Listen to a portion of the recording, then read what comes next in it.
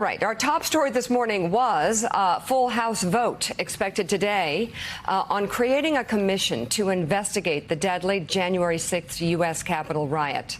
House Minority Leader Kevin McCarthy came out against creating the commission yesterday, followed later by a formal recommendation by House GOP leadership for members to vote no. The California Republican issued a statement in opposition because of the commission's scope. Will be focused on the attack on the Capitol without including protest violence by Black Lives Matter and Antifa the previous summer. And former President Trump issued a statement reading in part, Republicans in the House and Senate should not approve the Democrat trap of the January 6th commission. Republicans must get much tougher and smarter. Hopefully Mitch McConnell and Kevin McCarthy are listening. Joining us now, Democratic Chairman of the House Homeland Security Committee, Congressman Benny Thompson of Mississippi, who hammered out the details of the commission bill with Republican Ranking Member John Katko. Also with us, member of the House Committee on Foreign Affairs, Democratic Congresswoman Abigail Spanberger of Virginia. Benny Thompson, Chairman, curious, is this commission going to come together, and when and how can we start addressing what happened at the U.S. Capitol in real time? Well, I think it will come together. I think it's a matter of process. We'll take it up today on the Capitol at the House. We will make sure that we get a good vote. It'll go to the Senate. I'm optimistic at the Senate. But this is just something, Mika, that we have to have. You saw, like millions of others, what happened on January 6th.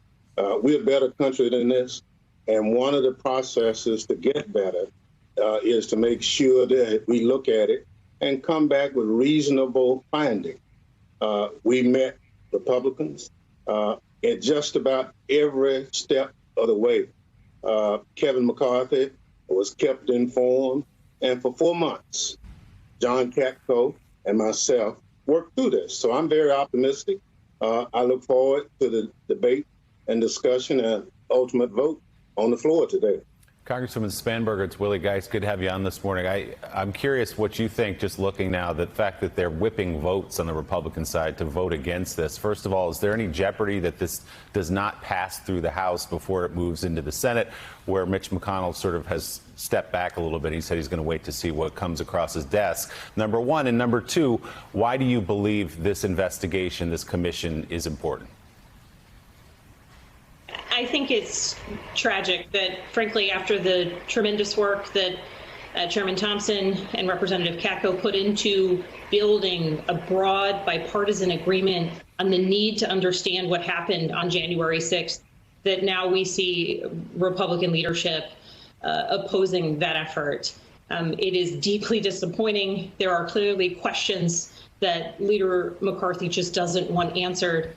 But as someone who was in the chamber of the United States House of Representatives, when our fellow Americans who were attempting to violently stop the work of Congress were banging on the doors, were beating police, the idea that there would be any member of Congress or frankly any American that wouldn't want to understand why that happened so we can protect ourselves, strengthen our democracy into the future, is just shocking to me. I was in the chamber when members of Congress, members of the press were donning gas masks because there was a chemical irritant that was expelled. I was in the chamber when we were climbing over the railings trying to make our way to one door that we thought we could get out of. I was in the chamber when police were outside the United States Capitol getting beaten and brutalized by these attackers. I was in the chamber as we were lying between chairs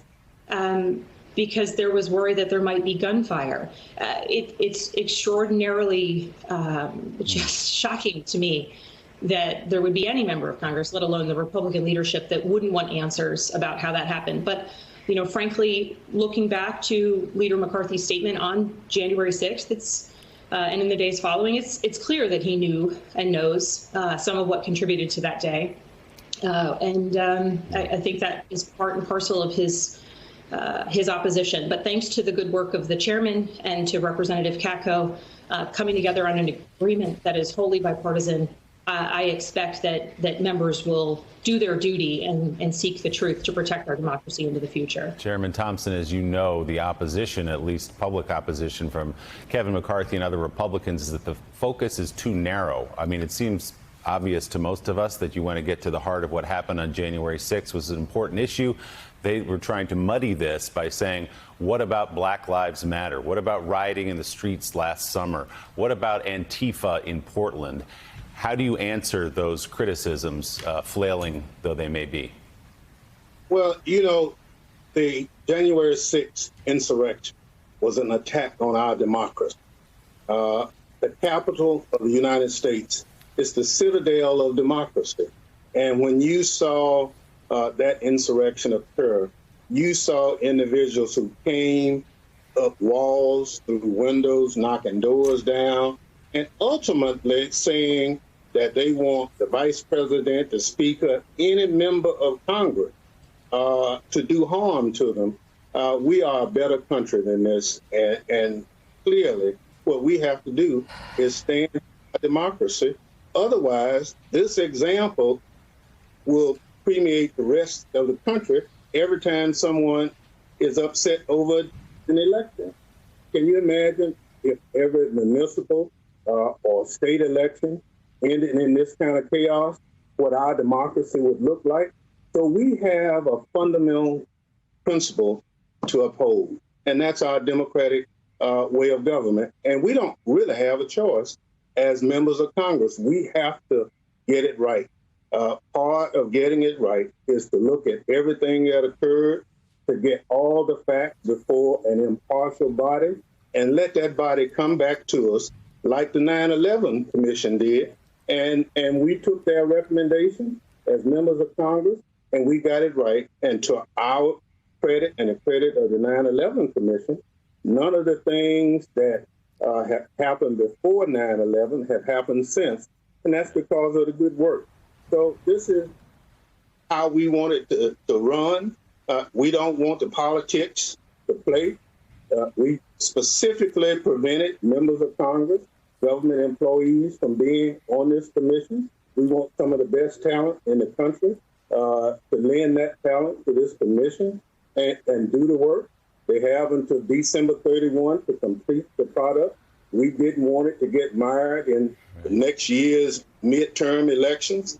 So, and the last thing, it's disingenuous for the minority leader at the last moment, after 4 months of negotiations, and basically we met him more than halfway on everything he asked for.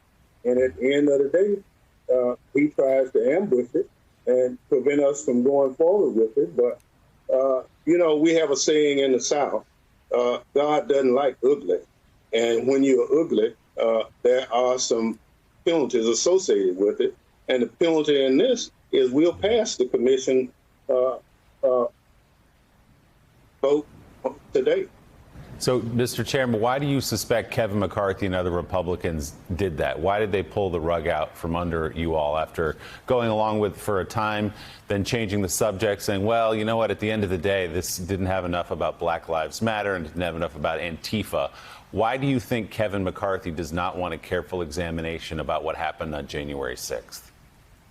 Well, my humble opinion is that there's some information that he would deem troubling for the Republican Party if it got out.